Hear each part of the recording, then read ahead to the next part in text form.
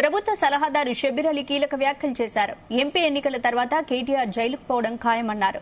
కేటీఆర్ తో పాటు మరికొంతమంది బీఆర్ఎస్ ముఖ్య నేతలు జైలుకెళ్తారని తెలిపారు. కవిత లిక్కర్ స్కామ్ తో పాటు భూ కుంభకోణాలు కూడా బయటపడుతున్నాయని ఆరోపించారు. 10 సంవత్సరాలు టీఆర్ఎస్ పార్టీ అధికారంలో ఉండి రైతులను పట్టించుకోలేదని విమర్శించారు. ఇప్పుడు రైతుల పట్ల ముసరి కన్నీళ్లు కారుస్తున్నారని విమర్శించారు షబ్బీర్ అలీ. ఆర్థిక సాయం ఇవ్వలేదు, బోనస్ ఇవ్వలేదు. కానీ ఇప్పుడు వచ్చి ఏమైంది అరే లగ్గమ్మ అయితే పిల్లగాడు పుట్టినందుకు 1 ఇయర్ అవుతుంది. మేము పుట్టే 3 నెలలు అయింది. 1 నెల అయితే దాంట్లో ఎలక్షన్ కోడ్ అని పోయింది. ఎంత అవి కూడా ఇన్ని స్పీడ్గా చేసినాము.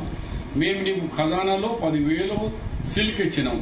బీఆర్ఎస్ మీరేమో కేసీఆర్ కేటీఆర్ మీరేమో మాకు 8 లక్షల కోట్లు అప్పులతో మాకు చేతికి ఇచ్చారు. చిప్ప ఆ చిప్పలకి వెళ్ళి బయటకు వస్తున్నాం. ఎలక్ట్రిసిటీ అన్నారు, ఒక్కదేమి ఆడచ్చు. ఇప్పుడు శబాష్ అంటారు రైతులు. ఒక్కసారి కూడా డిస్టర్బెన్స్ లేకుండా కనెక్ట్ ఇస్తున్నాం. అందరికీ తెలుసు మోదీ గారు ఇట్లా గుప్పిట్లో పెట్టుకున్నారు. ఆల్ ఏజెన్సీస్, ఈడీ కానీ, సిబిఐ కానీ, ఇన్కమ్ ట్యాక్స్ కానీ, ఇంటెలిజెన్స్ కానీ వాళ్ళు చేసుకున్నారు. అట్లనే బీఆర్ఎస్ వాళ్ళు కూడా చూసారు. ఫోన్ ట్యాపింగ్ చేసి ఒక మంత్రి భార్య అది కూడా వింటున్నారు. వాళ్ళు చట్టంలో ఎక్కడ ఉందా? Wife and husband private talks కూడా వింటున్నారు. ఎంత నీచులు మీరు బీఆర్ఎస్ వాళ్ళు. సిగ్గుశరం ఉందా ఇంకా మాట్లాడుతుంది వాళ్ళకు? ఫోన్ ట్యాపింగ్లో తర్వాత పోలీసులు ఒప్పుకున్నారు.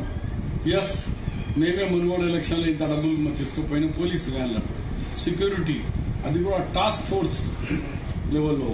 అక్కడి నుంచి దుబ్బాకు ప్రతి ఎలక్షన్లో డబ్బులు మేమే సప్లై చేసినాం అంటున్నారు. ఇంకా ఏం జవాబు ఉంది బీఆర్ఎస్ వాళ్ళకు?